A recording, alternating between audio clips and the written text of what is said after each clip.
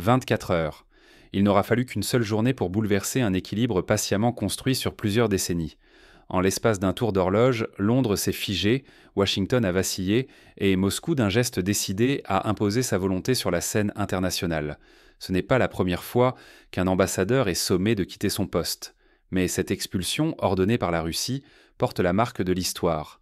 Vladimir Poutine en personne a signé l'ultimatum, une démarche inédite depuis la fin de la guerre froide. Pour retrouver un précédent aussi brutal, il faut remonter à l'expulsion massive de diplomates occidentaux par Moscou à la fin des années 80, en pleine crise de confiance entre l'Est et l'Ouest. Mais cette fois, le contexte est tout autre. Loin d'être une manœuvre symbolique, la Russie a transformé une tension latente en une rupture ouverte. Pour Londres, le choc est total. La rapidité de la décision russe a déstabilisé jusqu'au plus haut cercle du pouvoir. Dans les couloirs de Westminster, des voix murmurent que c'est la fin d'une époque, un tournant comparable au Suez de 1956, quand la Grande-Bretagne avait perdu son statut de superpuissance. À Washington, les conseillers de la Maison-Blanche se souviennent de la crise des missiles de Cuba en 1962. À l'époque déjà, une décision prise en quelques heures avait fait basculer le monde dans l'incertitude. Aujourd'hui, la peur d'un engrenage incontrôlable ressurgit, alimentée par la sensation que l'Occident ne maîtrise plus la dynamique. En Europe, le souvenir des expulsions croisées d'ambassadeurs entre l'Union soviétique et les pays occidentaux dans les années 70 refait surface. Mais la différence majeure, c'est que Moscou n'attend plus la validation de ses pairs occidentaux. Elle agit, impose, dicte ses propres règles. Cette assurance nouvelle, presque insolente, s'inscrit dans une tendance de fond. La montée en puissance de la Russie comme acteur imprévisible et incontournable. Ce n'est pas qu'une expulsion, c'est l'annonce d'un renversement du rapport de force mondial. Fermer les yeux sur ce bouleversement, c'est risquer d'être balayé par une réalité géopolitique renouvelée, sans pitié pour les nostalgiques de l'ordre ancien. Le monde d'hier, régi par les codes occidentaux, s'efface un peu plus chaque jour. Désormais, hésiter revient à perdre bien plus qu'un poste diplomatique. C'est sa place dans le concert des nations qui est en jeu. Comment, en seulement 24 heures, tout peut-il basculer ? Cette question résonnant dans toutes les chancelleries du monde rappelle des précédents historiques. En 1914, l'assassinat de l'archiduc François-Ferdinand a précipité l'Europe dans la Première Guerre mondiale en quelques semaines. En 1989, la chute du mur de Berlin a bouleversé l'ordre mondial en quelques jours. Aujourd'hui, l'expulsion de l'ambassadeur britannique pourrait bien être l'étincelle d'un nouvel épisode de recomposition mondiale. Derrière les portes closes, les négociations s'intensifient. Chaque minute compte, chaque mot pèse. Mais une question obsède tous les acteurs. Qui détient désormais le véritable pouvoir ? Cela fait des années que la tension monte entre Moscou et Londres. Souvenons-nous de l'affaire Skripal en 2018. L'empoisonnement d'un ancien agent russe sur le sol britannique avait déjà conduit à une vague d'expulsions de diplomates de part et d'autre. Mais jamais la rupture n'avait été aussi nette, aussi irréversible. La Russie, de son côté, accumule les griefs. Soutien militaire du Royaume-Uni à l'Ukraine, livraison de missiles anti-chars, formation de soldats ukrainiens, partage de renseignements sensibles, opérations clandestines attribuées aux services britanniques sur le territoire russe, encouragement discret à des groupes d'opposition au Kremlin. La liste est longue et s'alourdit à chaque incident. À chaque provocation, Moscou réagit par des notes diplomatiques, des rappels à l'ordre, des avertissements publics. Mais Londres, fidèle à sa tradition de flegme, s'abrite derrière le droit international et oppose une froideur calculée, presque provocante. Loin de s'apaiser, la spirale s'accélère. Le point de bascule survient lorsqu'une attaque vise une mission diplomatique russe en Afrique. Moscou ne tarde pas à pointer du doigt les services britanniques. Ce n'est pas la première fois que des intérêts russes sont visés à l'étranger. En 2017, un diplomate russe avait été blessé dans une attaque à Bamako, au Mali, sans que les responsabilités soient clairement établies. Mais cette fois, le Kremlin considère l'attaque comme une provocation insupportable, la goutte de trop après des mois d'escalade feutrée. À ce stade, la Russie décide que le dialogue traditionnel n'a plus de sens. Les avertissements n'ont plus d'effet. Seule l'action concrète compte. C'est un peu comme la crise des missiles en Turquie au début des années 60, une série de signaux ignorés jusqu'à ce que la confrontation éclate au grand jour. Pour les observateurs extérieurs, ces signaux peuvent sembler anodins, mais c'est méconnaître la mécanique du pouvoir mondial. Chaque incident ignoré mine la stabilité du système international, fragilise la capacité des États à défendre leurs intérêts et menace l'équilibre global. La pression atteint son comble. La Russie choisit la rupture, mais avait-elle vraiment d'autres options? Pourquoi frapper fort maintenant? Pour comprendre, il faut se souvenir que la diplomatie russe est fondée sur la patience stratégique. Elle accumule les griefs, attend le moment opportun, puis agit de façon décisive. Cette méthode, héritée du tsarisme et du soviétisme, vise à surprendre l'adversaire et à imposer un nouveau rapport de force. L'expulsion de l'ambassadeur britannique devient donc inévitable. Ce geste spectaculaire marque le début d'une ère nouvelle. Ce n'est pas sans rappeler le renvoi en 1941 de l'ambassadeur allemand par le Royaume-Uni, prélude à l'entrée en guerre totale. Vous avez 24 heures. Ce simple ultimatum, prononcé à Moscou, résonne comme un coup de tonnerre à Londres. Le président russe, en refusant tout dialogue stérile, fait passer l'action avant les mots. Dans les couloirs du ministère russe des Affaires étrangères, l'ambassadeur britannique est reçu froidement. Entretien bref, regard fermé, silence pesant. Le message est clair. Le Royaume-Uni doit plier ou rompre. L'effet domino ne tarde pas. À Londres, la stupeur domine. Réunion de crise en chaîne, gouvernement déboussolé, parlementaires déchirés entre fermeté et prudence. À Bruxelles, on évite les déclarations trop tranchées, craignant de provoquer une escalade. À Washington, on retient son souffle, redoutant l'effritement de l'alliance occidentale. Pour la première fois depuis la fin de la guerre froide, la Russie agit sans masque. Elle accepte le risque politique et médiatique, balayant d'un revers de main la peur du scandale international. Moscou affiche une assurance nouvelle, presque provocante. C'est la fin de l'ancien ordre diplomatique, celui où l'Occident dictait les règles et où la Russie devait composer.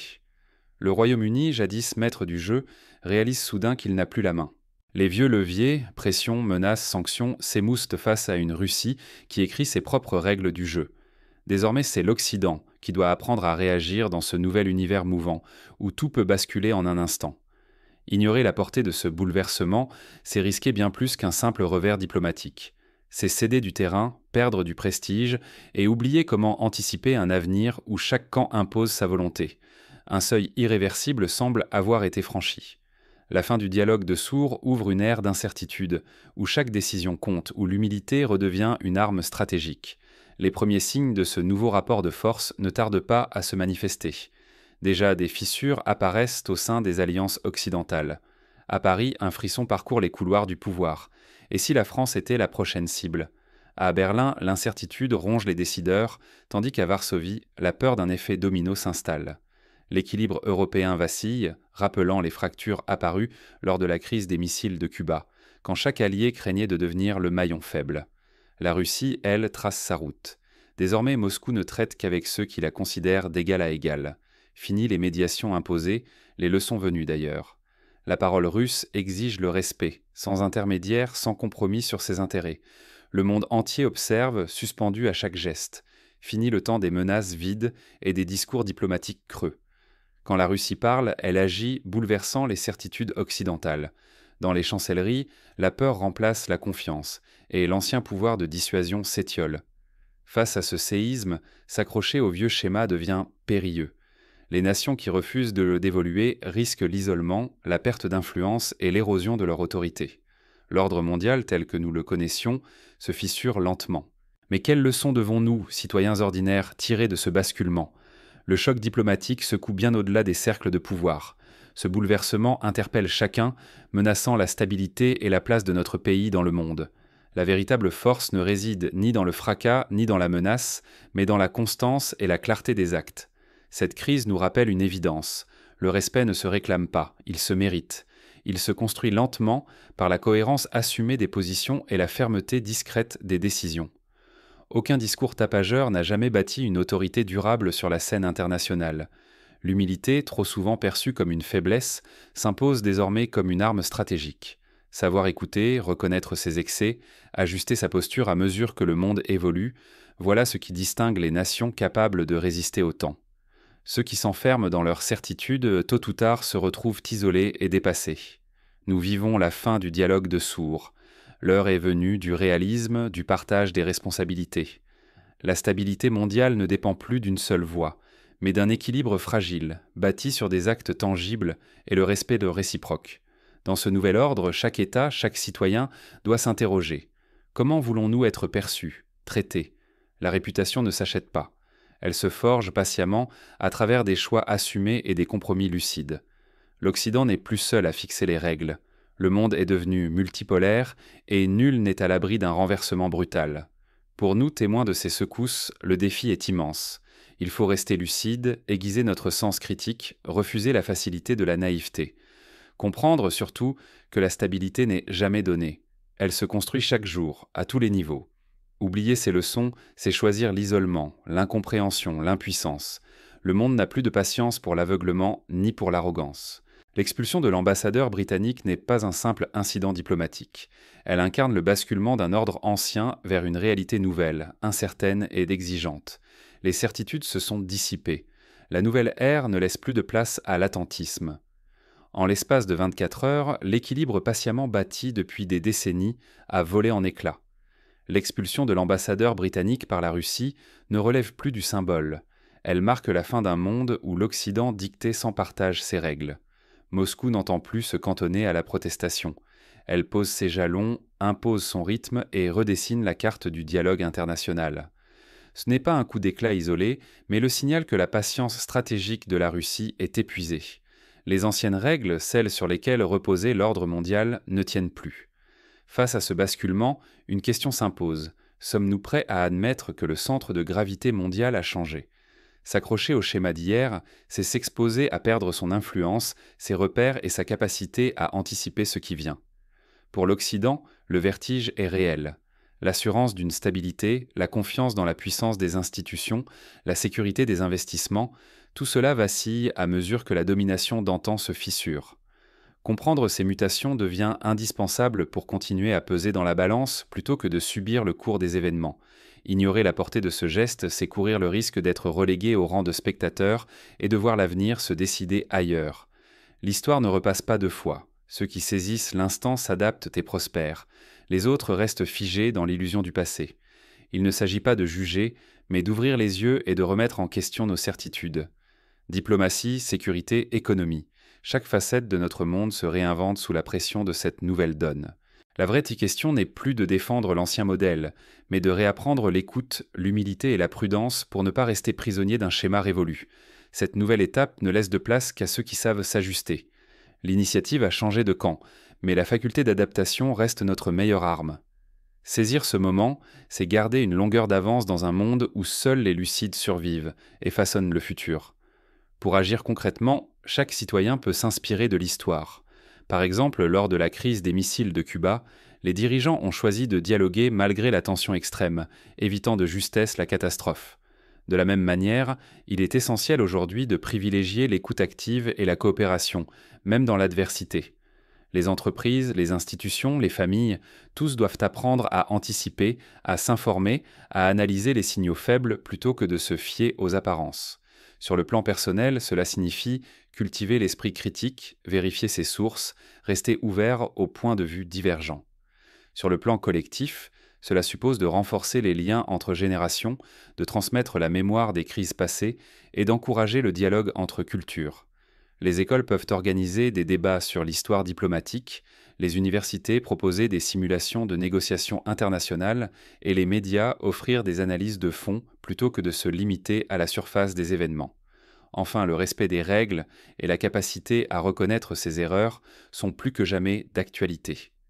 Comme l'illustre la politique étrangère de Nelson Mandela, la réconciliation et la recherche de compromis peuvent transformer l'inimitié en coopération durable.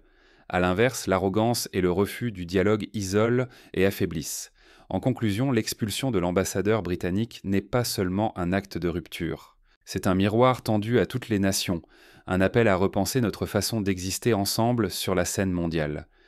Que retiendrons-nous de ces 24 heures ? Tout dépend de notre capacité à apprendre, à nous adapter et à agir avec lucidité dans un monde qui change, inexorablement.